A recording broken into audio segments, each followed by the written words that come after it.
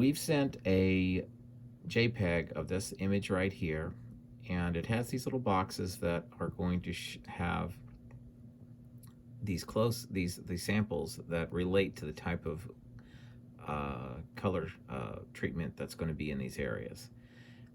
And we have more than just these, but first we're just going to show samples that relate to these types of color sections that best represent.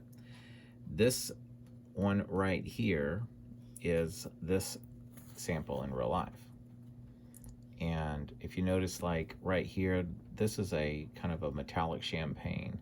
So it's going to be white in some areas, and at different angles it might turn kind of more like a taupe. And you notice also there's this kind of high contrast white to silver, where it's a very high contrast change. That's going to be obviously the same here in the photograph. We see some of that up here. So these are like pores of white over silver. Okay, this next area we're looking at is this area right here. And this is a very bright sample. You can see of course, it doesn't have to be this bright, but it can be as bright as this. And this has a very pure gold, pure opalescent, and a very high, bright silver leaf. And this is over black, so you can see it has a black base. This can be charcoal, it can be chocolate brown. That can be discussed by the design team if they feel like there's a particular base color that's going to work best for that space. Generally a dark is going to be good for the most of the piece. A gray also works for some of the very high, light areas. This sample that we're about to see is this one here, and it kind of reflects the white and silver look. Now this has a gray base, so even though most of the piece may have a chocolate brown or charcoal base, some areas will have a gray base just to keep them lighter. So you can see that gray base is right here with silver over it. And this just has lots of opals, kind of taupes. It has bright golds inside the silvers. This one is coated with quite a bit of color called Zolatone. That's very shimmery, opalescent finish. Looks really pretty.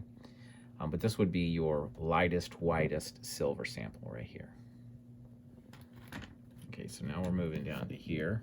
This is, we're getting kind of the drill here. We've got a black or some kind of a dark base, silver, and this one has a lot of that metallic champagne in it. You can kind of get a little flash of that. Now, the use of blue is something that's up for discussion. The proposal had some kind of cool Wedgwood blue, kind of sapphire type areas in them, and we can, if you want to have a bit of color, that's going to be happening along the bottom here, maybe a little something hidden over here.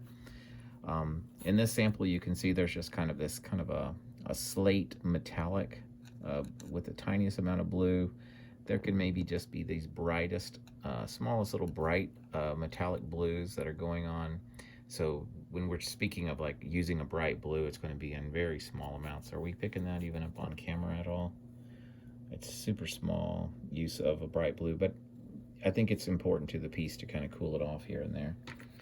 And then down here, we've got another sample that has some blue in it, but not as bright. This is kind of a gray matte blue.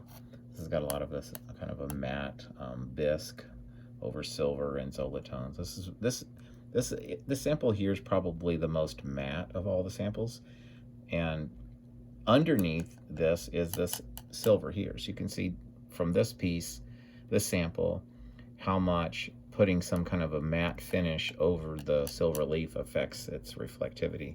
So let's get a good vibe for that. So that's up for discussion too. Is this space going to desire a more matte silver finish, or does it want to have this bright silver ore combination?